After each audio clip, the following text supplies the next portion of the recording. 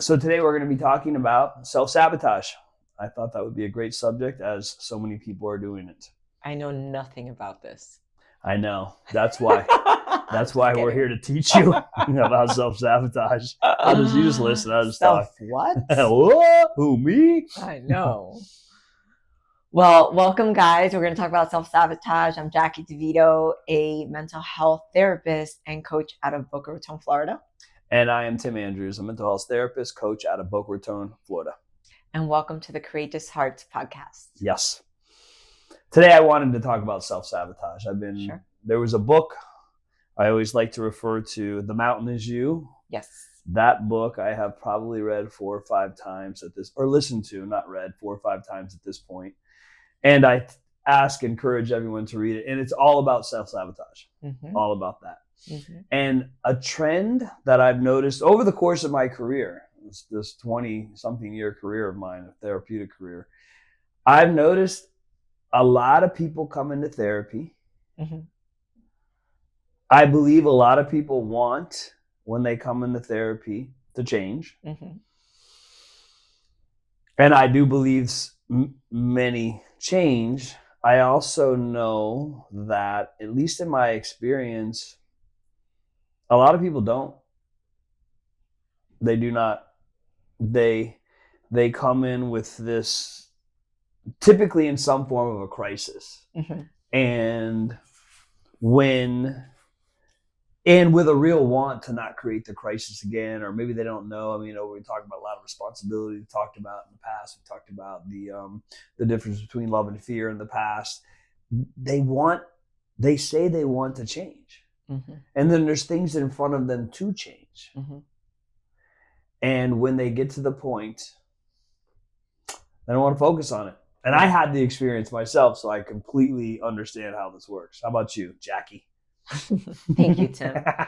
Back to you. Back to me. Yeah, I think they'll change just enough until the pain has subsided, or whatever crisis has died down, and then it's like back to normal programming. Back to baseline. Yeah, back to baseline. Yeah, you've said it many times that our brain, I know that you got it from somewhere, that our brain is not programmed to be happy. Our brain is programmed to survive. And our brain is programmed to survive in the jungle. That's right. That's what we're here to do, survive in the jungle. So happiness isn't necessarily a part of that survival. It's how do we get from one day to the next? Well, not only, I'll take it a step further, is it's programmed to survival, therefore it is attracted to the familiar. Yep. And if the familiar is chaos, you're going to feel, even though like we know, like, oh, I don't want chaos, and I don't know, it's where we feel comfortable. If you grew up in chaos, right? Or if it's, stepping outside of anything that is new or that stretches us. I know we always ask our clients, stretch. They might do it most people will do it for a little bit and then go back to what they know. I have an experience. I can attest to this in many different ways. Certainly one of these were around letting go of my old relationship that I was in for many years. And I remember I would do all this work. It wasn't working. I wasn't happy for a myriad of different reasons, much of which I caused, to be honest, along with radical responsibility that we talked about in the previous episode, much of which I caused. And I remember I would go all the way up to a point, and this is what I remember. My therapist, who I've been with for many, many years at this point, said to me, Tim, you guys do not have the same value system. It is not going to work. Something that he has never said to me before, except he had been with me for 7 years through a lot of trials and tribulations and turmoil. And I remember hearing that. I hung up from that conversation and I didn't talk to him for a year. Yeah. I did not. And I didn't go back to that conversation. And then I remember a year later, almost to date, within a few weeks, a month, I had called them back up again and said, look, I need help letting go of this relationship. Yeah. And it was, I had gotten so uncomfortable that it really pushed me to a place to do the work, to do that letting go work, is what I had the opportunity to do. And up until that point, I completely self-sabotaged. Yeah. Would get out of shape, or would stay away from meetings, and then it was, then I had to get back in shape, or I had to get grounded back in Alcoholics Anonymous. So it would always take me away from whatever was next on that uncomfortable. I went back to chaos. I went back to just going to like the rudimentary things just to foundationally be okay, instead of whatever the next stretch would be. Yeah. I love in AA, they say like that gift of desperation. And I think it's like when the discomfort of the comfort becomes greater than actually, moving into unknown territory where you're just like, I cannot do this anymore. I've had so many clients come in with a real determination to change. Sure. A real determination to do something different. Many that are in relationships that are messy and not really necessarily moving in the right direction, and seemingly can't. And they come up to a point and they don't step over the threshold, whatever that may be. And that would be, there's two things. It's not leaving the relationship necessarily. It's, making a relationship that is, what do we always say? That's beyond your wildest dreams. That's like extraordinary, or letting go. And neither one gets done. And then what happens is, like, I remember someone will relapse, and then all of a sudden we just got to focus on getting sober. So they were here. Here's what it has to be taken, or here's what could be taken care of. Yeah. And then they relapse. Now they're all the way back here. Yeah. And now we just got to get sober. Got to get sober. Got to get a sponsor. Got to do 90-90. And that's like, and everything is a self-sabotage, whether we relapse, or whether we move into porn, or get into an affair, or lose a job, there's so many ways in which people, myself included, self-sabotage. Yeah, that's funny. I had an old therapist tell me, because I always had fluctuation in my weight. Like I was always like, oh, it's really uncomfortable, or like, if I wouldn't say my weight, because my weight was not an issue, but my physique, like how I wanted to look. And I remember he said, when you start paying attention to your diet and your health, you're gonna, like, when you have that under control, you're gonna have to look at your marriage. And I was like, isn't that interesting? And that's exactly what happened. That is what happens. There was one that recently I was thinking about, and it almost happened. Did a fast to get back on track. That was about 3 weeks ago, or about 4 weeks ago that we did that fast. Got back on track, meal prepping, did that for 3 weeks. I'm still continuing to do that. Last Sunday, though, I remember there was a moment last Sunday that I was like, because that's typically when I meal prep. And I'm like, I don't want to do it this Sunday. I was like, I'll just wing it this week. And I was like, wow, that's that place. Yeah. That's that place that I come to where I self-sabotage. And I was thinking, like, what's in front of me now that I'm looking to self-sabotage? And then it's our business growing. Like that's the next step. More podcasts, more presence, more, and I'm afraid. Yeah. And I'm afraid. So like, here I am, cruising right along. I'm up to it because I've been on it. And then I was like, think about this. Does this other thing. Like, think about the drink before you take the drink. Think about the consequence of the drink before you take the drink. Play the tape. Play the tape through. Play the whole thing through. Not just like, oh, I'm going to be at the bar and I'm going to be talking. I know, like, how awesome. Oh, this is the sweetest thing I've ever done. Glass of wine. I'm so calm. It's so... and I was thinking, oh, this is what'll happen. for sure. I'm right here up against it. I'm going to go. I'll stop doing it, and then I'm going to go all the way back here, and then I'm going to be back to that. I got to focus on getting in shape. I got to focus on eating well. I'm tired. I'm this. I'm that, and the other thing. And it's pure self-sabotage. Can I tell you what just came up for me? No. Is that nah. You know, you think self-sabotage, you think about like, I don't know, the guy that like did this extreme action. But for people like me and you that we have pretty good lives, we're good people, it's really about staying in mediocrity.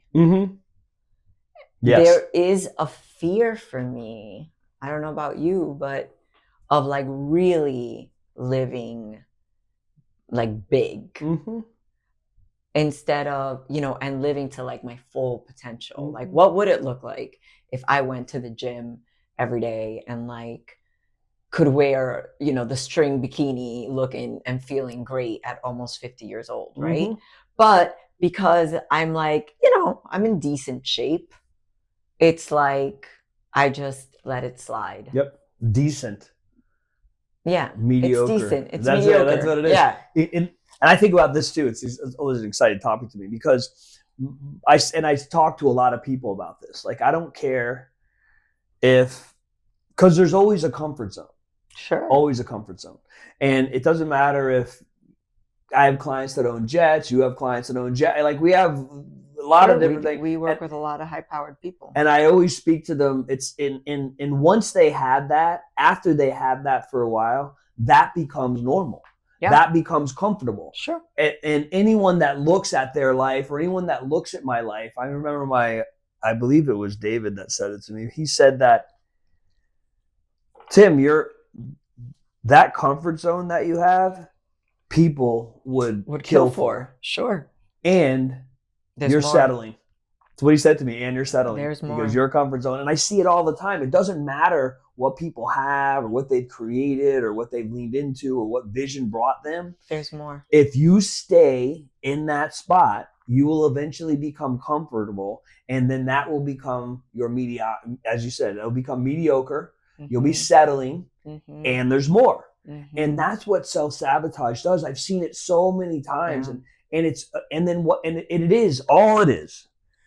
Again, the book really speaks to this in a bold way. All it is, it's just another form of protection.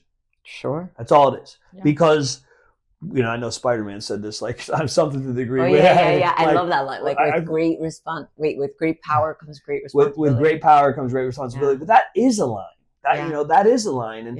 And so that line, like, when you're over here, wherever over here is, there's more to be done. When you have an extraordinary relationship, what one has to do or what one gets to do to continue to facilitate that extraordinary relationship, more time, consistent communication, everything that's involved in that. Yeah. And it's bold. And it's the same thing with life. The business, as the business continues to grow with everything that's being created, the book, it's more. Yeah. There's more to it. For me as a woman, I don't know if men feel the same way, but there's a fear of showing up too big, of having too big of a life that will be ostracized. I'll be picked on. I was bullied when I was in grammar school and high school because I was cute. I was a cute girl, would get attention. I had a big personality. And I had to kind of learn to like dim my light a little bit because it wasn't safe. No. So the idea of me having it all, I think there's a part of it that is very scary, to be exposed. It feels like I would be exposed. Like, I remember not having social media for years and years and years because I didn't want people to see my life. Sure. I was scared somebody was gonna be jealous of me and ruin me, like ruin my life somehow. I don't know how somebody would have ruined my life, but I was taught that like you don't tell people good things that are happening in your life because they'll give you the evil eye, or they'll talk about you, or they'll I grew up in a culture. I'm Cuban. I grew up in a culture that was like very fear-based. Like, you don't tell people the bad things that are going on because they're going to be secretly happy, but you also don't tell them the good things that are going on because then they're going to give you some sort of evil eye. Yep. Right? Can't win. You can't win. You can't win. Yeah, you got to find this little box you can fit in where you're doing just enough and nobody sees you, that to put yourself out there vulnerably, to like live big, to like really shine is not safe. It is not safe. There's a poem by Marianne Williamson that Nelson Mandela repeated at one of his speeches, and it was our greatest fear. And in that poem, it said, I can't quote it. It's our greatest fear isn't that we're basically not good enough. This isn't the exact quote. Our greatest fear is that we're powerful beyond measure. And then it goes on to say, like our greatest fear is to be bright, to be big, to be bold. I mean, she says it a lot more different than, but for those of you that watch, you can look it up, a lot more different than I'm saying it. But it's about landing in your greatness. And basically it says, like, we're here to be great. Yeah, sure. We're not here to settle for mediocrity. Yeah. And I just keep thinking about, like, I think about a lot of the clients that I have the opportunity to see. They just get stuck and whatever. And I can only relate because what's here, what's next is more. Yeah. And it's scary walking into what's next and leaning into this space where I'm bigger than life. Yeah, well, what helped me a lot was when we started following Joe Dispenza, and he talks about us being source energy, and that we're infinite. And I grew up Catholic, but religion was almost used like as a tool in my house. Like, my mother would be like, God's gonna punish you. And then we never went to church. So God was something to be feared. And as I got older, I created my own like relationship of what God looks like to me. Sure. And it's really been beautiful between AA, Joe Dispenza, that really brought me to my spirituality. And knowing that, like, I believe that we are all source energy. Like, the rays of the sun are connected to the sun, or the waves are so connected to the ocean. Like, so we are infinite. Yep. And that for me has been very healing. And then I know what I was going to tell you. So yesterday I went wakeboarding. Yeah, right. we took all the kids wakeboarding and stuff. And it was my first time ever doing it. And I got up the first time. That's right. And before I went on, I was like, there's no way that I'm going to be able to do this. Like, I just don't see myself. I knew I could like do the other thing, the tubing, but I was like, oh, I'm not gonna be able to do that. And then I was like, no, Jackie, picture yourself doing it. And then when I got in the water and I stood up, and okay, it was probably for like 10 seconds, but I was like, I can do anything. I can do anything. And then the second time I ate it, and then the third time I ate it. And then the fourth time, the guy was like, no, slow down and then give yourself time. And I'm like, okay. And then I did it again. And I was like, I can freaking do anything. Like, I can do anything. That's right. It was such a great, I know it was it's silly because you're like, whatever, 10 seconds on a thing. But I'm going to be 50 years old, and it's something I've never done. Yep. And I can do anything. Do anything. It was a nice reminder. It was sweet. It was a sweet moment for me. Yeah, it was. It's sweet to know that when we take chances, because we get to be courageous in the world, and through the courageousness, we get to have these big juicy lives. That's why we named our company Courageous Hearts. I know, because it's through courage. That we find these big lives. Yep. Even starting the company was through courage. Yeah. It's so I went from being scared to have a Facebook page to now talking about, my fears and stuff on a podcast. And that's the place where everything grows from. Yep. The expansiveness grows from that through the taking chances, because I go back to just so many different times in my life where there was just another step. There was another step that could have been taken that I hadn't taken, and just moved back into whatever was comfortable. And then there's been also probably less, and still some, where there was a step that could have been taken that I took. Yeah. And then with that step, there was more. You know what? What I find is that when I am courageous, when I do something, when I choose me, even when it's terrifying, the universe always meets me. Yep. Always. Yep. Who said it? Wayne Dyer. You just made mention of it, but Wayne Dyer said this. He's like I started thinking about it when he said it, but he said the top of the top of a 60-foot wave and the trough of a 60-foot wave, which is really like 80 foot altogether, it's all part of the same body of water. There's no difference. It's all part of the same thing. And we all can, and that particular wave itself is part of all the water around every saltwater basin all around the entirety of the world.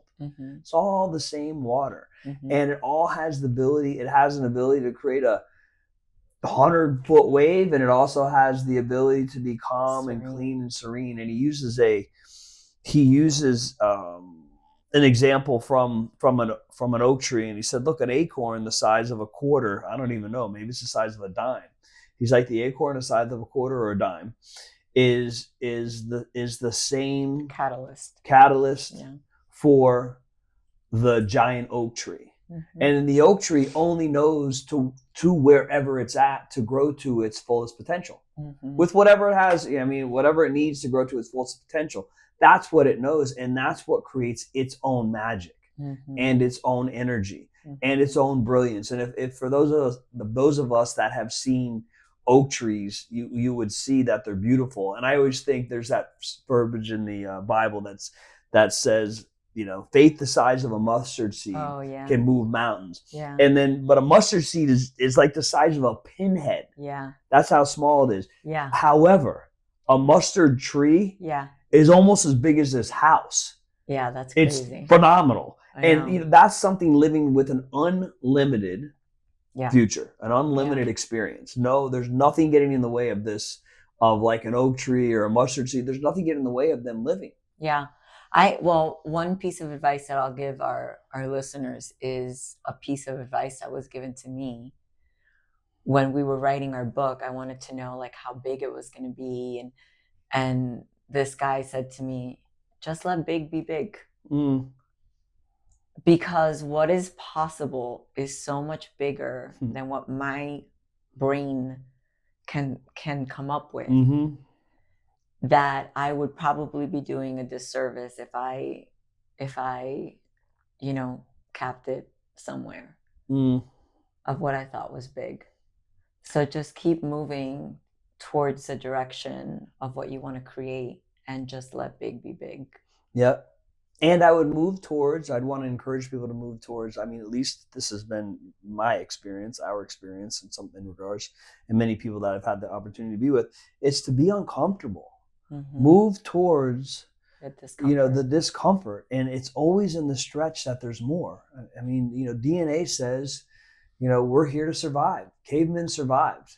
That's what they did, and they were consistently concerned about a saber-toothed tiger around every corner, rock. That's what they were concerned about all the time, and with that level of concern, it is survival. So comfort for them was pleasurable. Because it was so sparse. Now there's been books written about, the comfort crisis, comfort's the new smoking. There's a myriad of books that was written about comfort because it really puts us in a position to settle and not create more of what we want, or not to lean into more of what we want. That would be the stretch on the other end of everything. Just that small leap.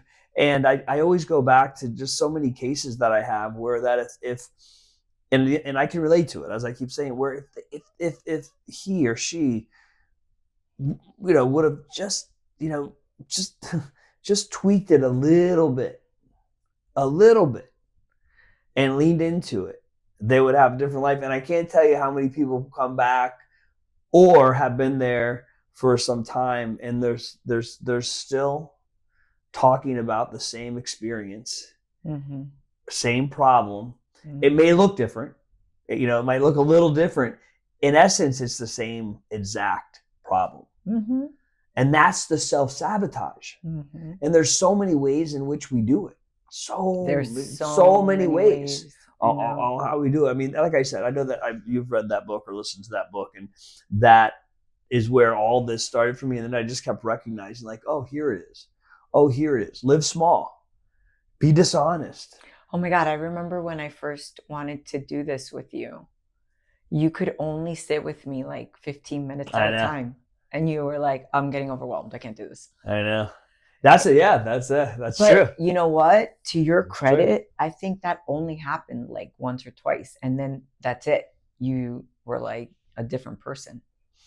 I guess you supported me a lot in that and showed me if I were to be truthful. And so you showed me a lot in that. And we had so many, we've had the opportunity to go through so many different workshops and so many, Joe Dispenzas and HCLs and TLCs and Ritas and Davids and all this, that overwhelm is one of my self-sabotage. Self-doubt is one of my self-sabotage. Yeah. And so when I recognize that overwhelm and or self-doubt is one of my self-sabotages, I realize that I get stuck in that. Yeah. I could do this right now about the dog barking. Yeah. I could literally move into self-sabotage. Yeah.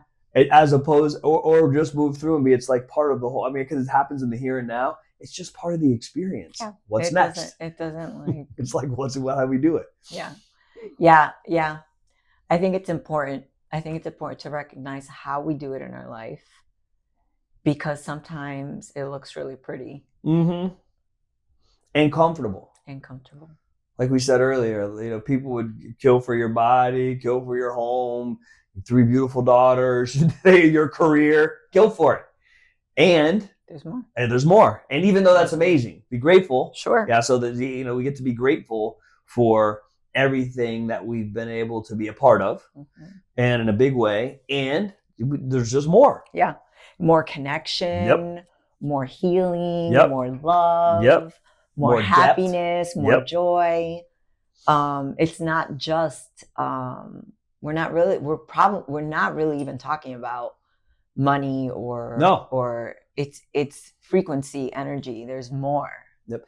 And all that, like money, that's a byproduct. It's a byproduct. That's a byproduct of this work. Sure. I didn't sit in to think about money when I started. I've never heard you talk about money. Nope. When I started the credit, I didn't. You're always like, how many people can I help? Yep. It's in the way that it works is, and then the abundance follows that. Yeah, sure. That's how it all works.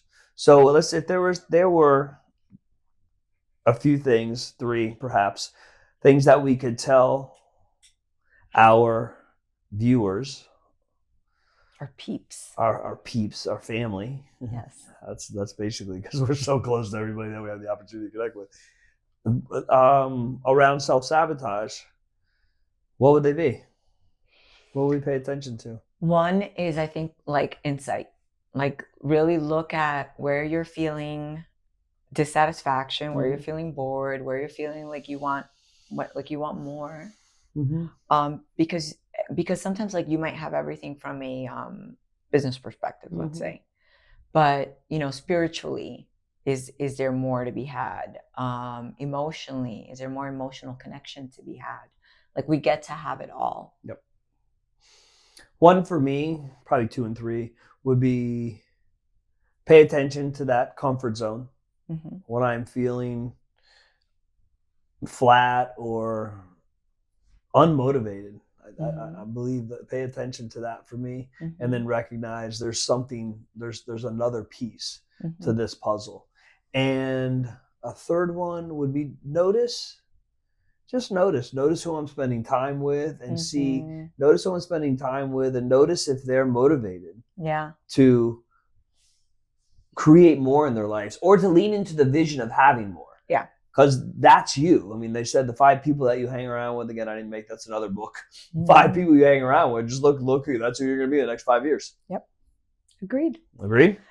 Good stuff, Tim. Yeah, that was good. Thank you for bringing up this topic. Yeah, it's one of my favorites. Yeah. It is. Good stuff. Okay. Thank you. And thank you, everybody, for listening. Yep, and come back for more.